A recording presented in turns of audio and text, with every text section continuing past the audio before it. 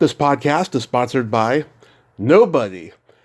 Hey dudes, welcome to Splat from the Past, the only 80s themed horror and sci-fi show where things can get totally radical. Now, I am just so friggin' excited for today's guest. I'm going to pay tribute to one of my favorite movie stars from old Hollywood, and that is James Mason. Yes, the British handsome debonair man who starred in such classics as the 1954 version of A Star is Born, North by Northwest, Journey to the Center of the Earth, Heaven Can Wait, Salem's Lot, and Stanley Kubrick's immortal classic Lolita, celebrating its 60th anniversary this year. And I will be interviewing his grandson, James Duke Mason, who just happens to be the son of Belinda Carlisle of the Go-Go's. Yes, I went from interviewing a Go-Go, Gina Schock, last month to interviewing a Go-Go's son. I am just so friggin' lucky and living the life here, and I am just so excited. Duke is active in politics in Los Angeles, and he has a Zoom show on YouTube called Duke's Download, which I recommend. He talks about show business and politics on there with many heavyweights in show business. And yeah, he seems like a terrific guy, and it's going to be a great conversation today, and I can't wait. And autumn September is kicking off the way that I hoped. Yesterday with my good friend Lisa Everett's coming back on again, and then today with James Mason's grandson, James Duke Mason, and I thank my lucky stars. So yeah, here is my interview with James Duke Mason. Hey there, how are you? Hey Duke, I am good. How are you today? Good to talk to you. Yes, I cannot tell you what an honor this is because you come from such a talented family that has been a driving force in my love of film and music forever, and I thank you so much for taking the time today. Of course. No, I'm happy to do it. Awesome. So, as people may not know out there, your mother is iconic singer Belinda Carlisle of the Go-Go's. Your father, James Morgan Mason, was a William Morris agent, and your father is legendary British movie star James Mason. So I take it you've always been aware that you come from such a talented family. Yeah, it's funny.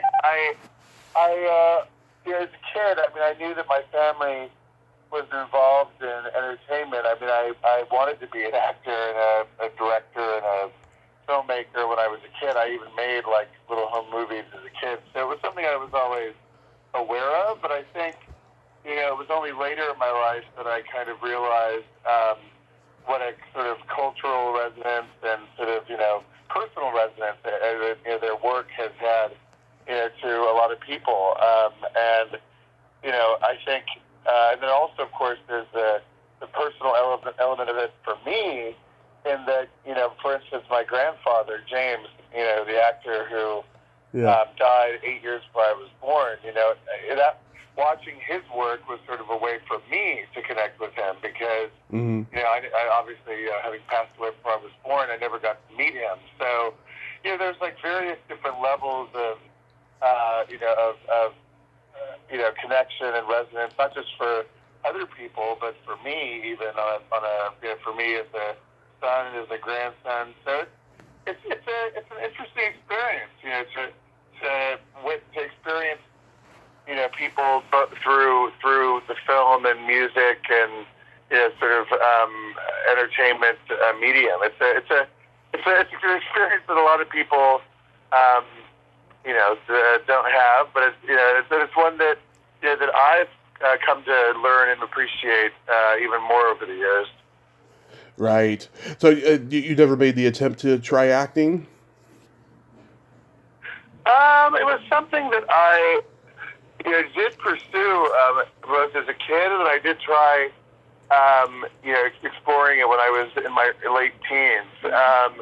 But to be honest, I realized I don't know if this is something that I think I'm too much me, if that makes sense. I'm too me. I've got certain ways of speaking and talking, and You know, I move my hands a lot. I gesticulate a lot.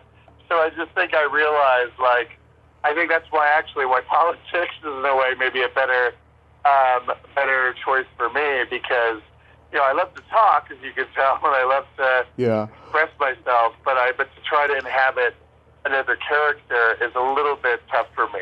So I thought, but politics is a great way to express yourself, but, you know, expressing yourself as opposed to try to, you know, inhabit someone else. Yeah, politics is not too far removed from show business. That's a good point, especially these days. Oh my God! I mean, politics it's basically Hollywood and politics feel very much the same at certain times, especially right now. Absolutely. So when did you start watching your grandfather's movies? Well, you know, the first one I probably saw was well, okay, there were a couple actually. I remember. I mean, like the first one was 20,000 Leagues Under the Sea. Yeah. Obviously, being a Disney movie, and that was probably the most family friendly of his films. So I remember being probably 7 or 8 years old and watching that movie, and you know, and I remember the giant squid scene in particular, the battle with the giant squid, where my grandfather gets you know, caught up in the tentacles. I mean, it was just such a you know, such a dramatic scene, and the movie. I mean, I watched it again not too long ago, and it was actually, which was really cool, got to introduce the film at what's it called? It's they have a Disney theater in Hollywood. Oh, the El Capitan here in Hollywood. That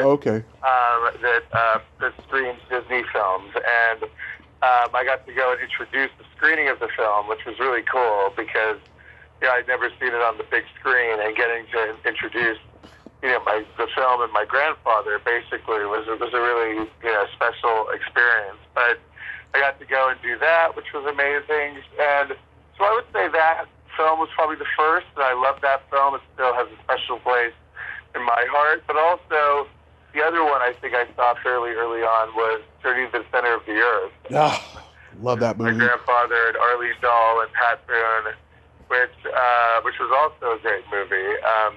That's also obviously sort of a family-friendly film. So, you know, those are like the two I would say that I probably saw the earliest on in my life.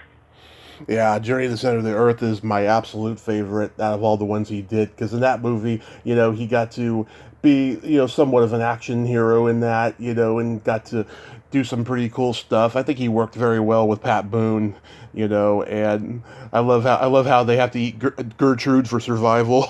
Yeah, no, exactly right. Yeah, I think if Columbia had made that movie and maybe gotten Ray Harryhausen for the creature effects, it probably would have been more refined. But I think it's a fantastic movie for what it is, you know, and 20th Century Fox did a good job. It has a little bit of a kitsch factor for sure. It's a little campy, but kitschy, but it works. And you know, and a few years ago I got to meet Pat Boone and talk to him about it, which was pretty amazing. I mean, he's interesting for a lot of reasons, both positive and negative, but his political views or whatever. But as a person, he couldn't have been nicer, and you know, and it was sweet. It was nice. I put the politics aside and talked to him about, you know, the film and about my grandfather, and so that was, I mean, getting to talk to someone who co-starred with the film with your grandfather back in 1959. It was a pretty surreal, you know, amazing experience. So it was a great movie for sure. Absolutely. Yeah, I got, you know, I'm a little older than you. I got to see the last wave of black and white movies being shown on Cinemax and AMC back in the day before they started modernizing it. And I used to see, you know, movies like his on those channels, and there was a real magic to those networks showing those movies because it showed that they cared, you know, about the movies, you know. And all we have now is Turner, you know, is Turner Movie Classics. And it's sad because there needs to be more of those channels, but they're not, you know. They're not. I know, for sure. But I think TCM, I have to say, I mean, I agree with you, there should be more. But I've actually been really pleased with the I wouldn't say changes. I mean, I thought TCM has always done a good job. But I think one thing I think they've done really well is recently, just what I can see from their programming, they've really made an effort to reach out to younger generations, and they do a lot of intros where they introduce the films and then give some context and try to show people how these films have had a lasting impact. So I think CCM does a great service to pop culture and introducing people to films they might not have been aware of before. Yeah, it's all we have now. It's all that's left as far as the old black and whites go, sadly. So getting into your grandfather's background, I mean, he began at the old Vic Theatre. That's where many legendary British actors got their start. Laurence Olivier, Alec Guinness, John Gielgud, and within a few years of stage training, your grandfather became a supporting actor in British films, and then by the early 40s, he was a leading man in England. Do you know if he was happy during that period before coming to America? Yeah, I think I would say those were his days when, from what my dad and others have told me, those were the days that I think he, spoke the most fondly of, at least in terms of like his early life. I think he really enjoyed being at Cambridge and studying architecture, and he was on the rowing team. I think he really loved being in England, and I think actually I would say those were his happiest days before he went to America. I don't think his time in America was particularly happy for him for a lot of reasons, but I think both before and after he went to America, those were his happiest days. I think he really loved. He studied Latin at Cambridge. He studied architecture. I think he was a real intellectual, and was just. I think he really loved immersing himself in all of that. Yeah, it must have been daunting for him to go from being a star in England to starting at ground zero in Hollywood, because it's like what a comedian goes through. Comedian becomes a star in Boston, Chicago, New York, San Francisco, and then comes to Hollywood, and then they got to start all over again. It's a weird life. Yeah. Well, the reason he got into acting was originally because. Well, I know he kind of did study it or do it on stage, so I guess it wasn't entirely a professional decision. I think he did enjoy it, but it was actually largely because at the time architecture was not a very lucrative profession because of the Depression and I think he was encouraged to try other things. So acting and then film acting. He quickly excelled in that, so I think that was the main motivation, at least initially. But then, he got very good at it, and I was very, successful at it.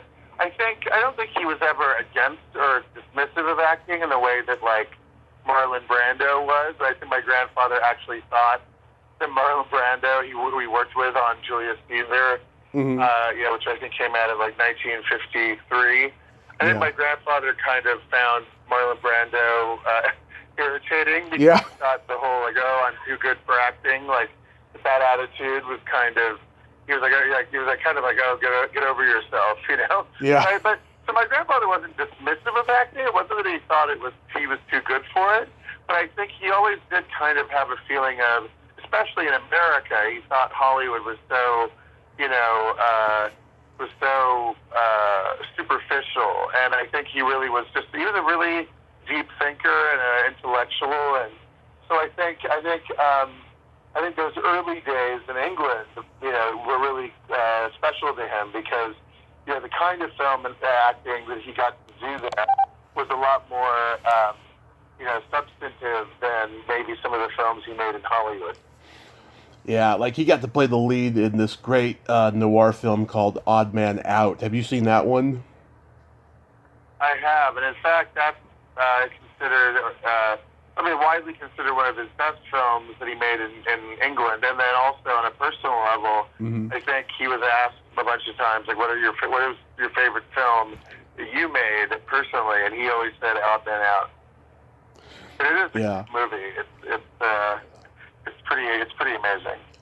It is. I used to see it on the video store shelves all the time when I was growing up. It had a cool box cover. It was from Paramount Home Video, and it looked like an old colorized lobby card cover. It was really, really cool. And I read on IMDb, and we know how inaccurate IMDb can be. He replaced Stuart Granger in the role. Wow, I didn't know that. Yeah, I get. That's interesting. I mean, I think they were friends, at least later on in life. But it's true. A lot of those actors, got sort of of that era. A lot of those British actors of the same generation would often get, replaced with each other, or would compete for the same roles. I know my grandfather a bunch of times was both replaced by, but also got to replace.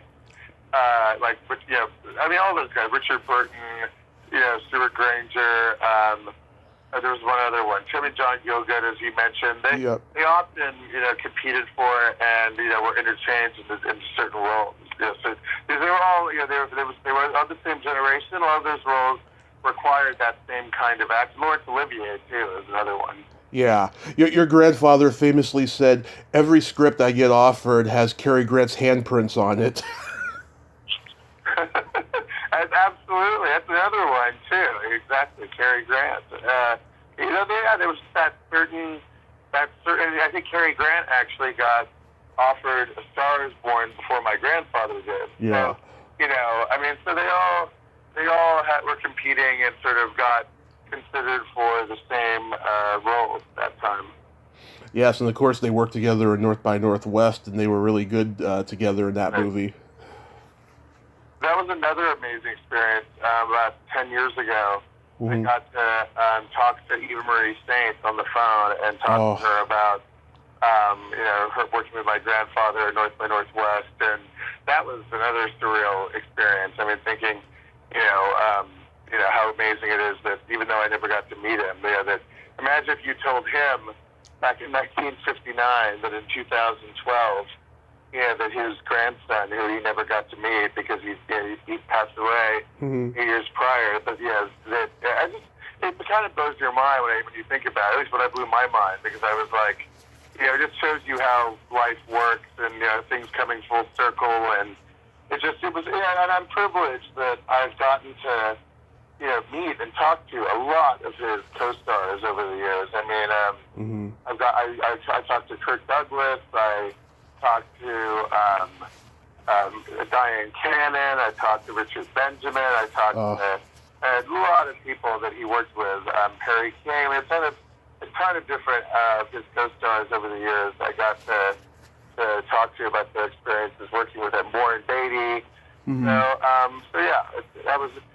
That's been a great way for me to be able to connect with him. Yeah, that's wonderful. Yeah. Lolita turned 60 this year. How old were you the first time you saw that movie?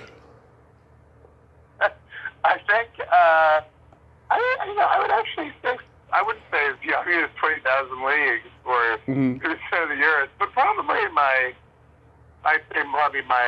mid-teens. I mean, my parents were always very liberal about letting me watch things, and I think the thing is the movie is fairly tame, at least on the surface. I don't know if I maybe fully understood what was going on back in the movie back then, but I definitely would later come to appreciate and understand, the deeper meaning and sort of, suggestions in the film. Yeah, I was about 8 or 9.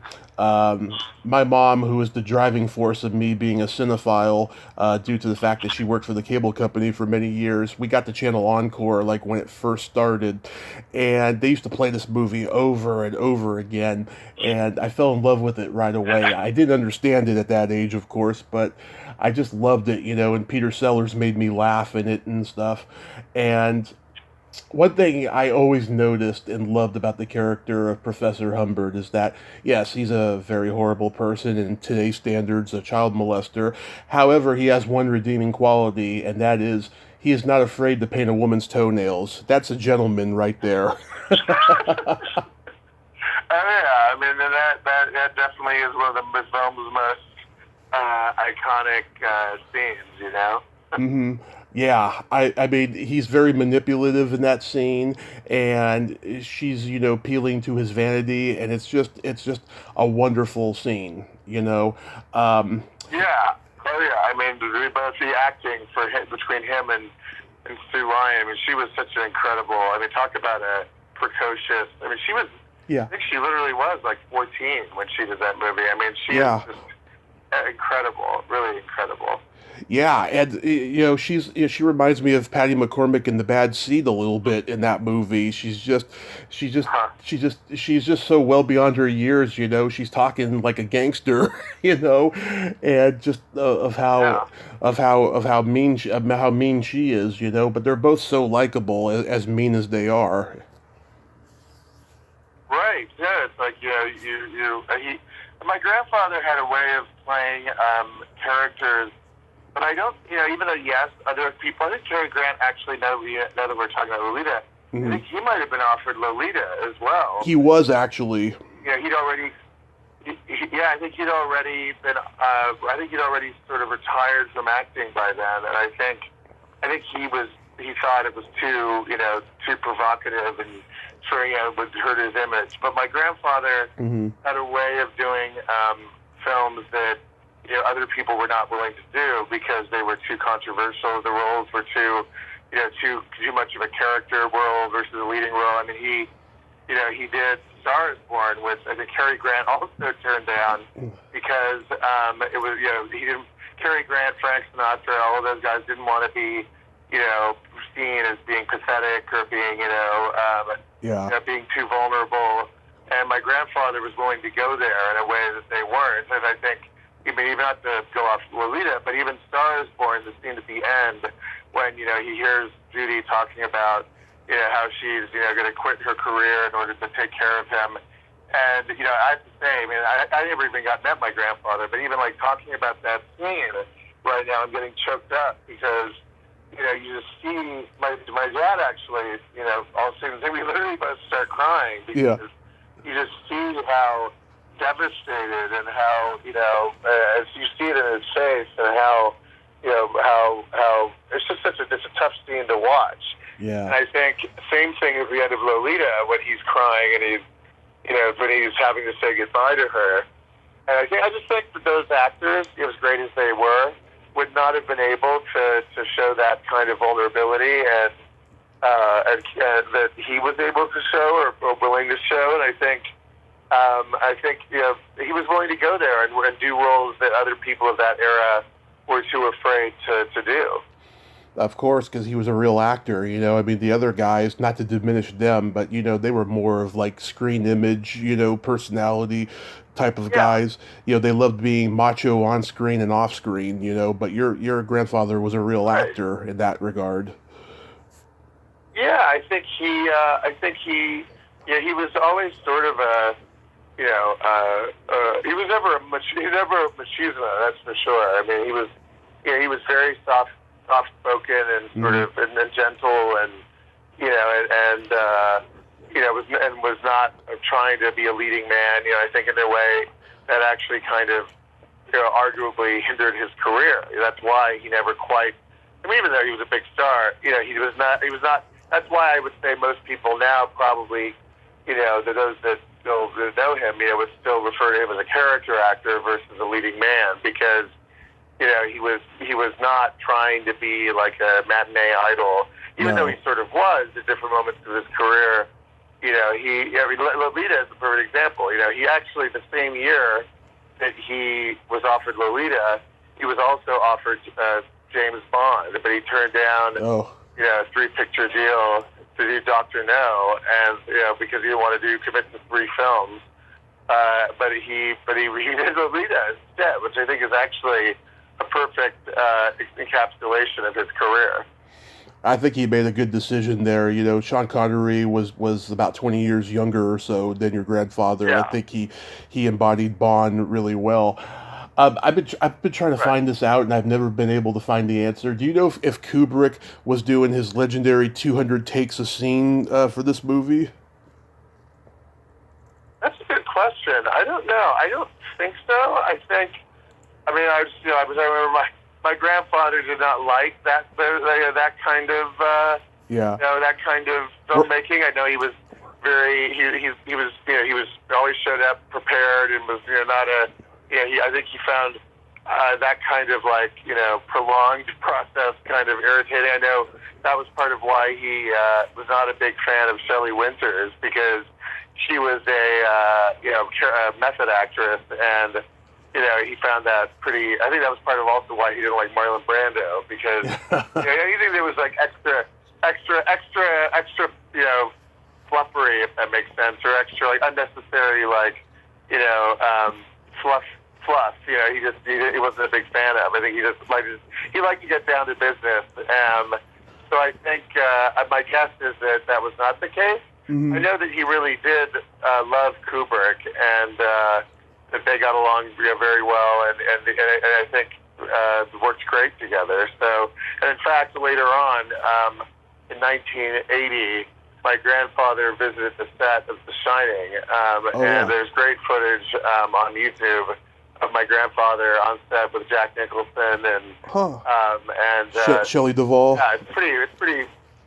Yeah, it's funny to watch and kind of surreal to watch, but it's. But yeah, my point being, my guess is that that's not the case, but because my grandfather enjoyed working on Lolita, so my guess is that wasn't the case, but I might be wrong. Yeah. Do you know if him and Shelley Winters got along?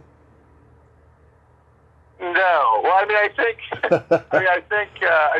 think they got along, or at least he wasn't outwardly rude to her, but I know that he found her very irritating, because she was, like I said, they had two very different styles of acting, and the preparing for scenes, and she was a method actress, he was classically trained. But it was really funny, because my dad has always told me that story about how he was not a big fan of hers because of their differences in acting style. But later on, I was at a thrift store here in LA, and I found her autobiography on the shelf, and I opened it up, and I started looking through it to see if I could find anything about my grandfather. Mm-hmm. And in this chapter where she talks about working on Lolita, she says, I really liked working with James Mason, but I'm not so sure he liked working with me. Yeah.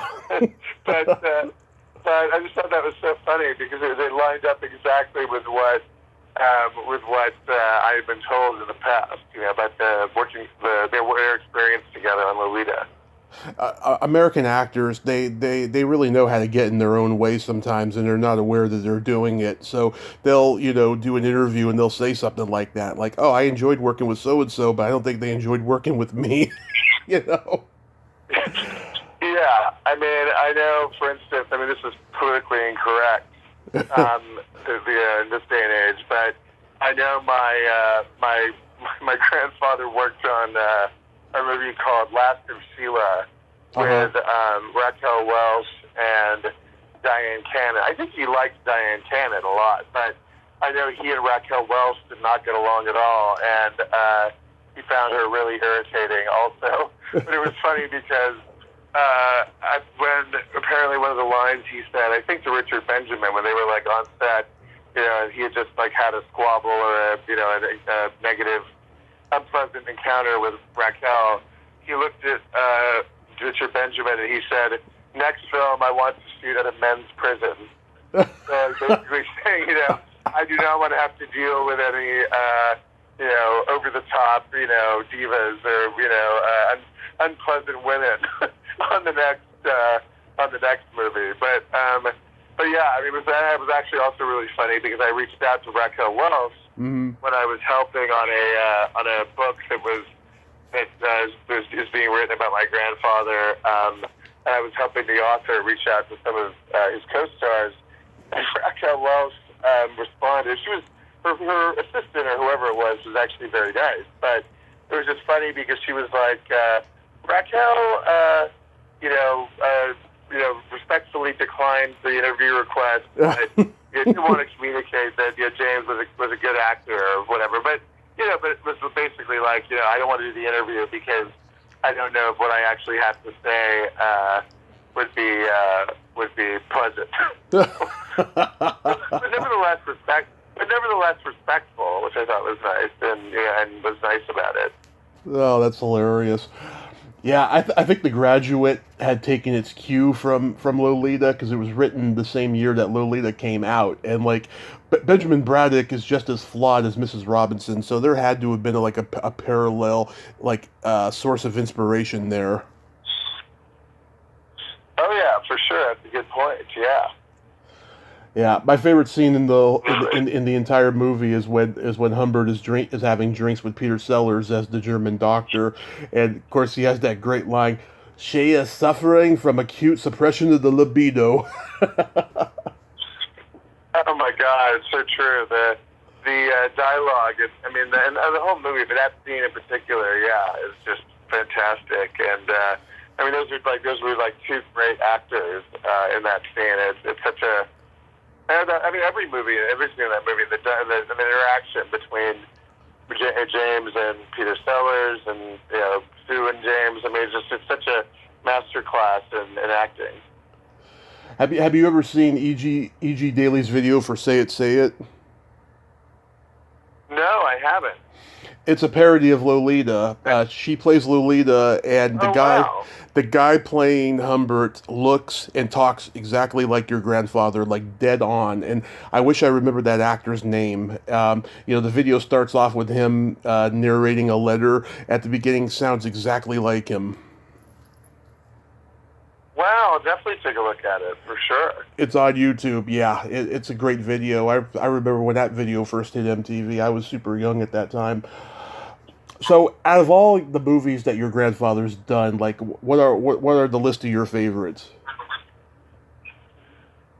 Oh, there's so many, but not because they're famous or maybe his most well known, but a lot of the ones that that stand out, are the ones that people know. For me, I love A Star Is Born. For so many reasons. His performance. The fact that it's Judy. It's just the fact it captured Hollywood and in the golden era. It's just such a amazing film, and so that's definitely among my favorites. As is Lolita. As is 20,000 Leagues, During the Center of the Earth. I'm trying to think. The Verdict is a great one too. Yeah. Which was one of his last films with Paul Newman, which was he got nominated for an Oscar for that film. Odd Man Out. Is a great movie, and like I said, was his personal favorite. North by Northwest. Hitchcock, who doesn't get much better than that.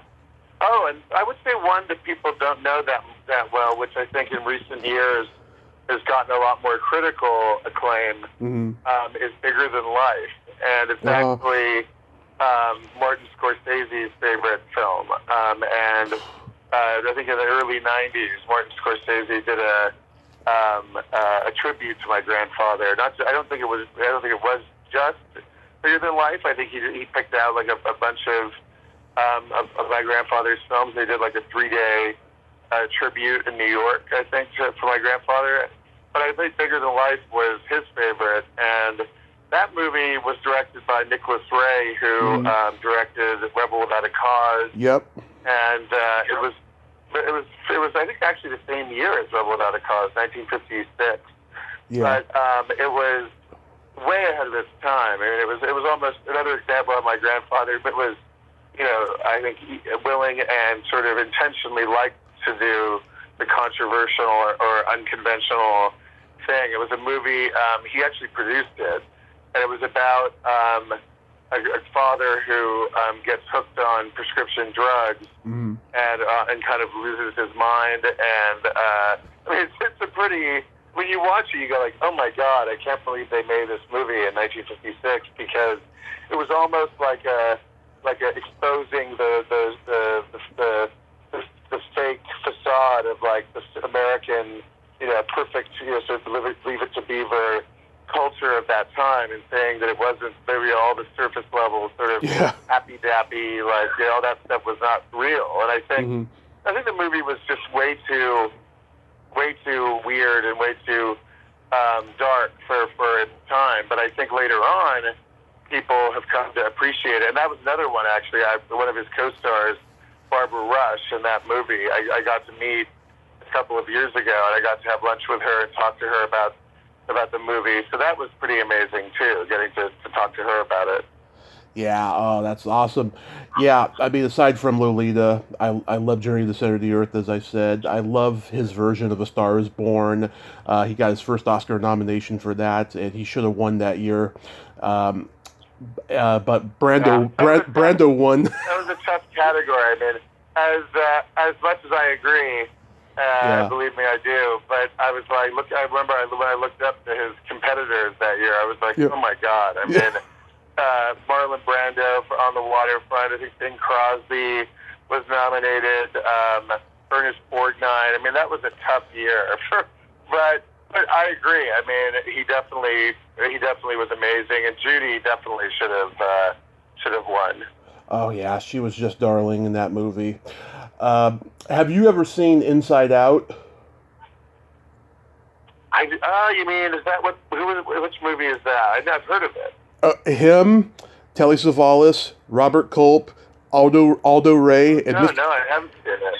And Mr. Slugworth from Willy Wonka and the Chocolate Factory. The five of them, they're spies. They go sneaking into Hitler's office to get the $6 million he left behind when he killed himself. It is a hilarious spy thriller, and it's on YouTube. Check it out. You will crack up at this movie. Oh my God, I don't think I even knew about it. That's crazy. Yeah, it was. I have to look it up. 1975, Warner Brothers made it. Back in the day, a major studio would make like $100 million, and they would do what they call tax write-off movies, where they would, make a movie to throw it away. I believe in my heart of hearts, this was one of those movies because it's not particularly good, but it's funny to watch these guys do what they do in this movie. My grandfather always said he had a rule or a way of picking movies where he said he had 3 movies a year. He liked to read 3 movies a year. He worked a lot. Yeah. 3 movies a year. He'd pick 3 scripts. One would be for the money. One would be for the actual movie because it was a great great role, great film. And then the third would be just for fun, maybe because he knew the director and liked the director, the people that he was working with. But he was the first to say, he'd often say, I totally recognize that movie was not the best, Mm-hmm. I've ever made, but I did it because I wanted the money or because I thought it would be a good time. Another movie I mentioned earlier that is great is Last of Sheila, which I recommend. If people haven't seen that one, they should definitely see it because that movie is the campiest, most fun. It's a murder mystery, but it's a fun, great movie, and the cast is amazing. It was written by Anthony Perkins and Stephen Sondheim. Mm-hmm. So, it's a really brilliant, witty script, and directed by Herbert Ross. But it was early 70s whodunit, just a great movie that also, like Bigger Than Life, has only come to be more appreciated in recent years. Yeah, I'm definitely going to check that one out. I don't think I ever saw what's it called, The Last of Sheila? The Last of Sheila, and then I'm trying to think if there are others. Okay, again, just like we were talking about, it's not the best movie. Uh-huh. It was super campy and super, not, maybe kind of cheesy, but it's a cute movie that he made, which I have a lot of, just emotional resonance for because, of course, I love them, is he made a movie with Lucille Ball and Desi Arnaz, in the mid-50s called Forever Darling, which part of Lucy and Desi did 3 big movies in the late 50s, including The Long Long Trailer, and there's a great scene in Forever Darling where she says to him, because he plays her guardian angel, and she says, Lucy says to my grandfather, well, if you are who you say you are, why do you look like James Mason? And he says, I look like James Mason, do I? And he says, I look like anything you want. I look like who you want me to look like. So then it's basically implying that she has a crush on James Mason, but it's really cute actually because a good friend of mine, as a Christmas gift a couple of years ago, honestly maybe the most unexpected, crazy gift anyone's ever given me. On my wall in my apartment, I have a signed 8x10 that must have been signed by all three of them back in the 70s. But it's an 8x10 of my grandfather, Desi, and Lucy all signed it, of the three of them. And I really treasure that because not only am I a big, obviously, Lucy and Desi fan, but there's the personal connection too. So pretty cool. Yeah, that is pretty cool. Yeah. I also, whenever I watch Heaven Can Wait, I tear up at the end when he informs Warren Beatty in the locker room that he's going to be on Earth permanently as the other guy, and he shows so much compassion, and he sells it so well because it's like he doesn't want to give him this destiny, but he figures he has to, and I tear up every time I see that moment. Yeah, that is such a great movie, and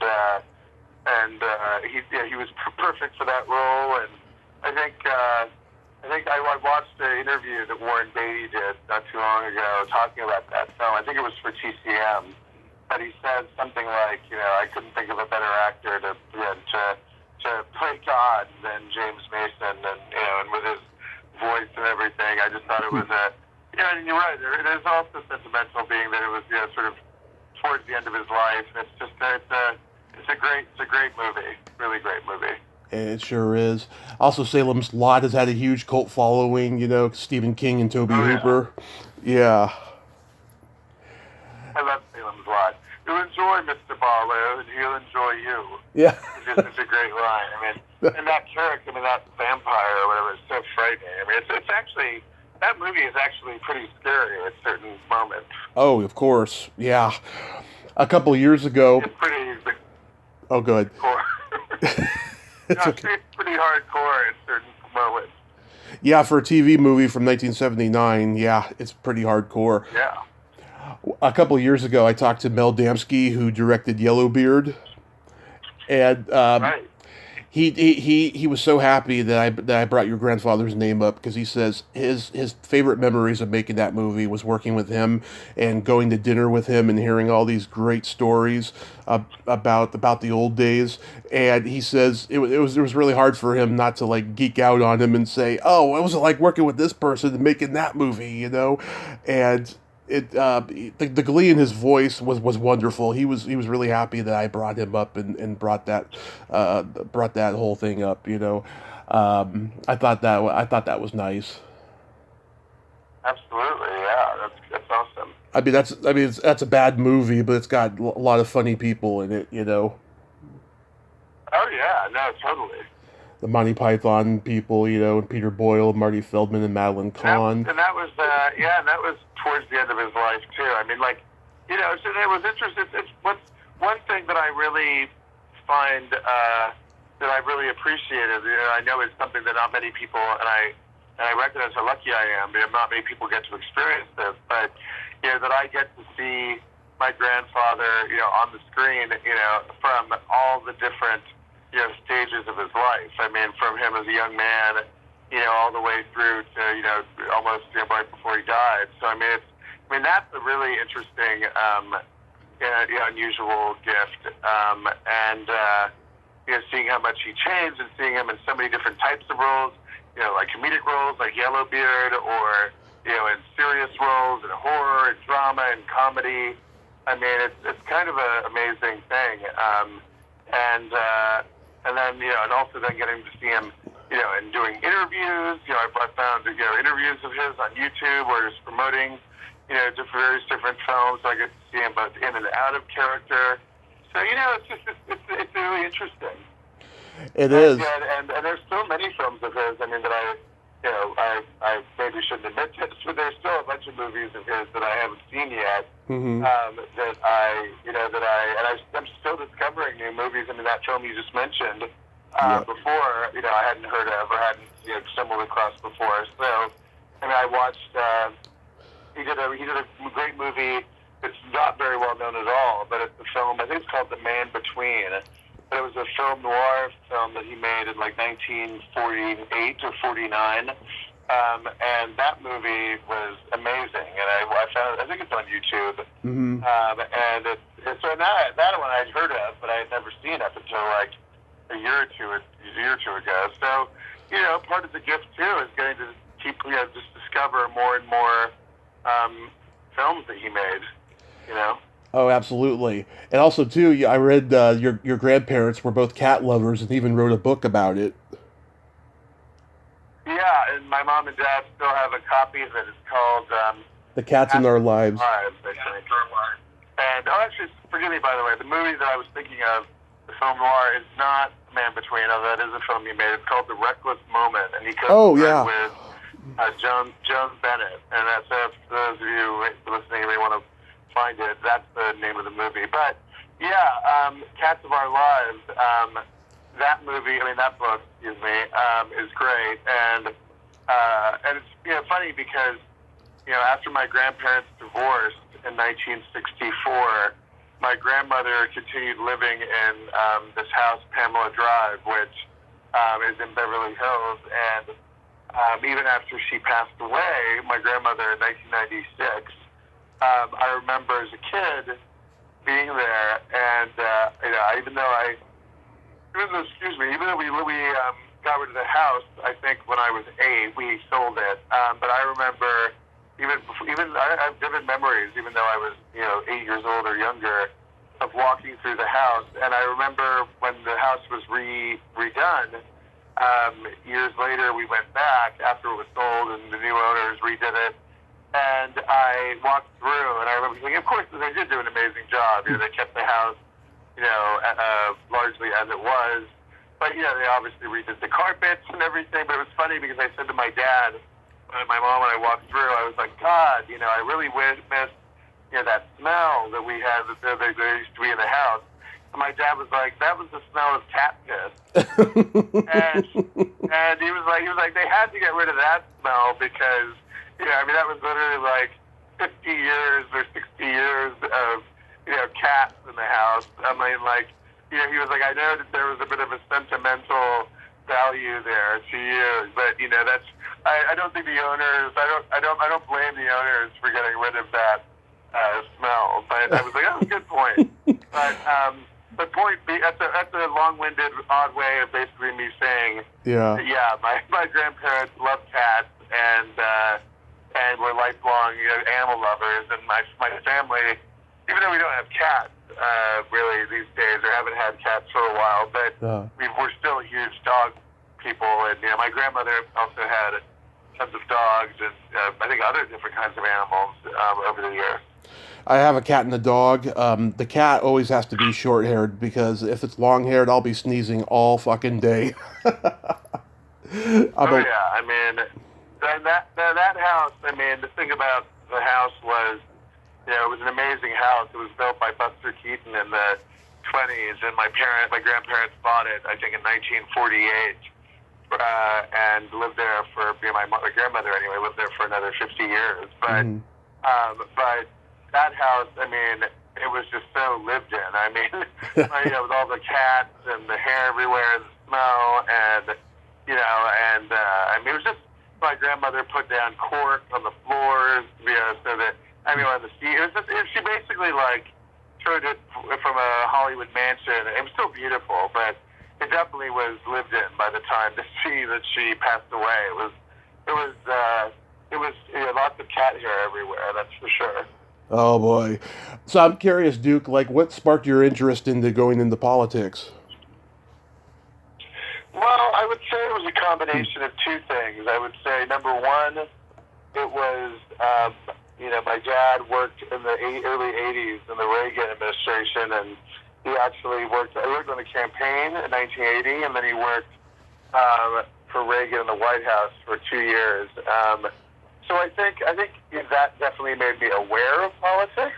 He was, when I was a kid, when I was 11 or 12, he would show me, old, photos, and he has boxes and boxes of still to this day of memorabilia, documents from when he worked there, and letters written to him by Reagan, and Oval Office photos and Air Force One, and and even the fact he still has this stuff is amazing. But in storage, there's old jelly bean jars with Reagan, the presidential seal, and Reagan's signature on there. I mean, all sorts of stuff like that, which I remember as a kid just being fascinated by. But I think, thankfully, that also was sort of, I wouldn't say temporary, because my dad is not a conservative. He's always been sort of more of a libertarian. He hates Trump. He's not a Republican per se. But I think my dad's Reagan experience was sort of intertwined with my mom's very progressive political views. So even though I got interested in politics because of my dad's Reagan work, I also got, I would say, more of my mom's political views. And I grew up at a time in the early 2000s where obviously politics, the Bush era with the Iraq War and all that, it was a very tumultuous time. And I just remember watching the news, and I just kind of realized wow, politics is interesting and and exciting, and and it really means something. And and I just think it appealed to me because it was both exciting and also felt like something really worthwhile and really meaningful that I could get involved with. And of course, being gay, and when I came out a few years after that at 14, I realized how being the gay rights was and continues to be such a a big issue. I just felt like that gave it even more of sort of a personal resonance to me. Okay, this is a way that I can both fight for myself and fight for my community, and so it all sort of, all those different factors sort of tied it together. Yeah, what is it about this guy, Rick Carasola, who you are working as advisor for? What is it about him that you like in his quest for leadership?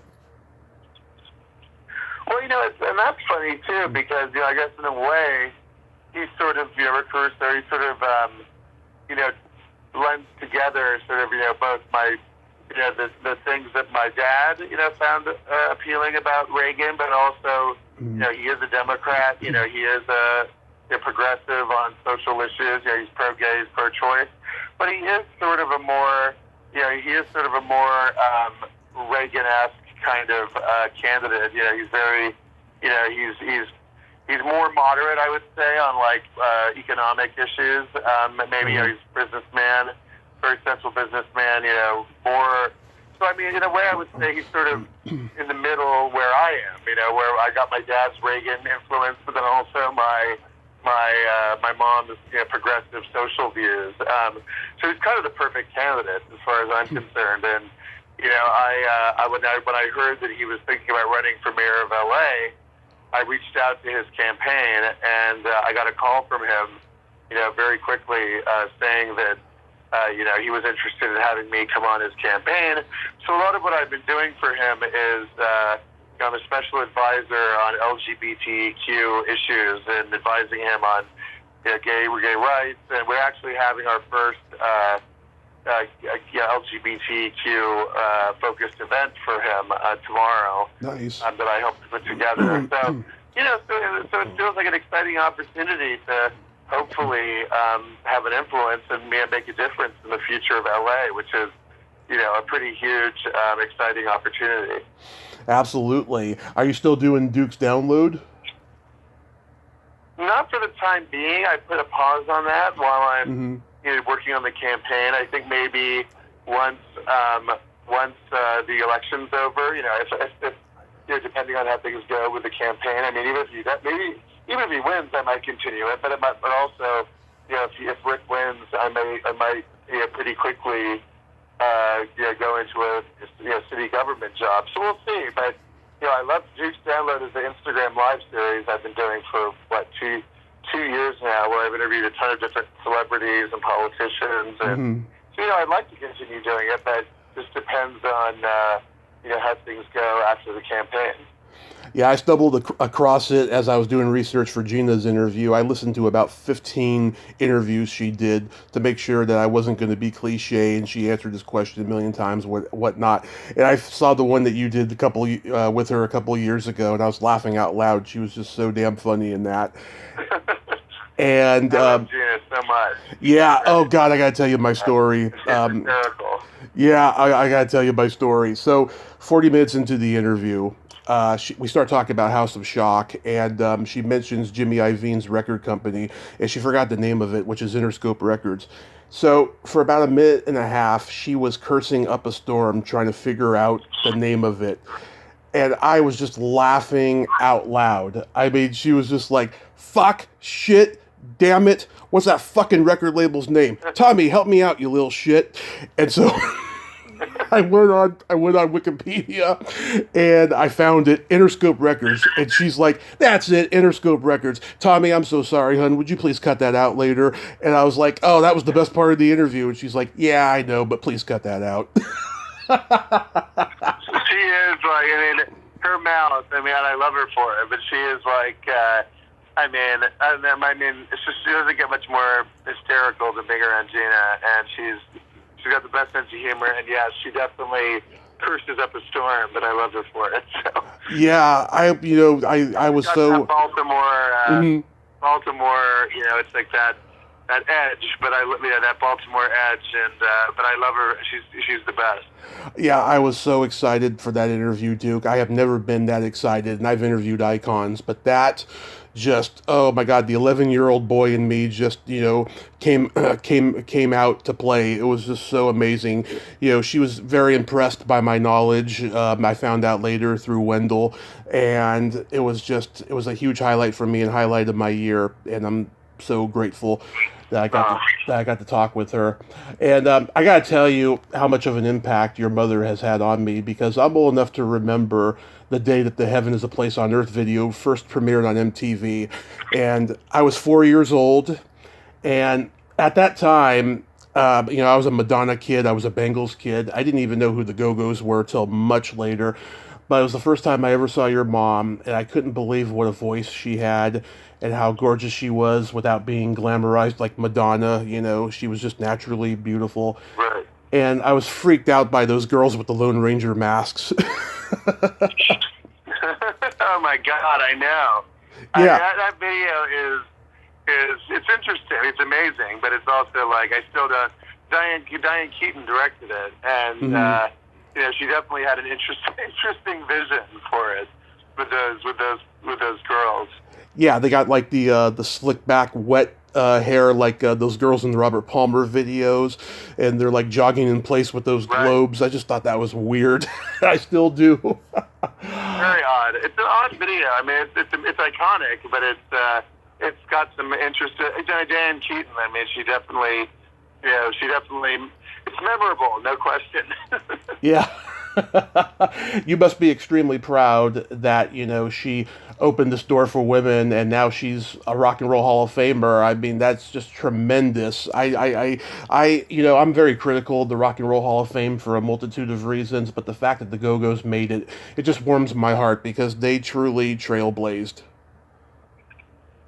Yeah, no, I mean, I'm so happy for her that, she's young enough, and is still young enough that she's able to like really enjoy it. See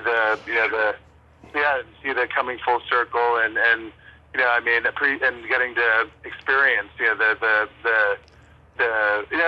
she's getting the recognition that she deserves, and I think because she is such a humble, she's like the least egotistical person I think I've ever met, and I think in a way actually, as I've told her, I think it kind of has been detrimental in a way because she's so unconcerned with image or trying to like keep up a certain image. I think it's kind of Madonna, for instance. I get it. Like that's part of why she is who she is. Madonna has always been so focused on being famous, being being on the forefront. And my mom has never been about that. She was always like, I just want to put out work that I'm proud of, and just she's not a self promoter at all. And I think in the way that maybe at certain points affected her career in a negative way. But I think, but I think now, through the Rock and Roll Hall of Fame, I think there's been a renaissance, and I think, and I think, also the one thing that, I don't think she gets enough credit for, if I may say so, is like, the fact that very few people in history, if you think about it, have ever been able to, replicate, success twice. I mean, as a lead singer and then as a solo artist, I mean, Mick Jagger tried to do it and never succeeded. I mean, there are a bunch of examples of, lead singers of bands but lightning struck twice. I mean, she, the fact that she was able to transition successfully from a lead singer to a solo artist is like something that only a handful of people, Paul McCartney, Michael Jackson, like a few very small handful of people have been able to do. So, I think I'm very proud of her, and and I feel almost like in a way that because she's so non-ego driven, that I almost sometimes feel like I have to be her publicist or her spokesperson because obviously being her son, I'm very protective of her and want her to get the recognition that she deserves. So I'm thrilled that you're right. The last few years have been really good to her. Yeah, I love that. She's a national treasure, Duke. And one last thing I wanted to ask you. You mentioned before about that James Mason book, the one that Raquel Welch refused to be a part of. So what's the status on that book? Is it going to come out? It's sort of in a holding pattern at the moment because the woman who wrote it is a woman named Madeline King. And she's written a bunch of fiction books, but she basically just reached out a few years ago and said, that I was working on I want to write a book about, James, and, she reached out to my dad and I, to see if we wanted to help with it. So we basically just helped, connect her with a bunch of different people. And, right now she's talking to different agents and publishers about getting a publishing deal. I mean, it's tough, it's definitely what's the word I'm looking for? A niche subject, but I think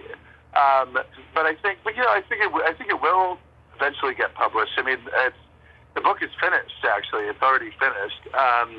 And she has Madeline talked to a ton of big people. I mean, everyone from Helen Mirren to Jeff Bridges to I think to Warren Beatty as well. I mean, like everybody you can imagine who's still alive who worked with my grandfather. So it's a pretty comprehensive book, and so I hope it gets published. I think, and like just like my mom, I think in some ways, my grandfather, especially films like I mentioned, Last of Sheila, Bigger Than Life. There are a lot of his films that only now are beginning to get some, a lot of recognition for being ahead of their time. And TCM still features his films a lot, and they did a James Mason Day a couple of years ago that I participated in. So I'm hoping the book will get published eventually. That would be great, and also a biopic about his life or something like that. Oh yeah, I mean, I think the story of A Star Is Born I always thought was and how that came to be, and there Judy and James, working on that film, and the friendship and that they had and respect for each other. I always thought that might make an interesting film too, because obviously Judy was going through a lot of that time, and I don't know. I think that definitely a biopic or something like that, could happen one day. I hope it does. Duke, thank you so much for coming on today and preserving your grandfather's legacy. And by the way, you look just like him, and you have his cadence in your voice. Thank you. I mean, I really appreciate the opportunity to talk to you because, like I said, it's through, whether it's in film screenings, introducing the films, or doing interviews like this. It's a way for me to connect with him because I didn't get to meet him, and so which is even though I had no control over it, it definitely is like one of my big regrets that I didn't get that chance. So for me, it's a really emotional and sentimental thing that I get to have these types of conversations. So thank you for the opportunity. My pleasure. Tell your mom she's awesome, and stay safe out there, and have fun at your event tomorrow. I hope Rick wins. Thank you so much, and hopefully talk to you soon. Yes, talk to you soon. Have a good day. Have a good day. Bye-bye. Well, there you have it. James Duke Mason. Ain't he a cool dude? Oh my God. He is an amazing, inspiring sweetheart of a guy. His talented family raised him right. He talks about his mother not having ego. He really has no ego. He is just humble as pie. And I'm glad I got to talk to him today. His grandfather is just an amazing actor. If you haven't seen his movies, go check them out. There's so many wonderful performances of James Mason out there. He's one of my favorite actors of all time. If Duke runs for president, I will vote for him. Even if it takes years from now, I will vote for James Duke Mason if he runs for president. Well, until next time, this is Tommy Throwback Kovac saying there's no shame in living in the past because the present sucks. Later, dudes.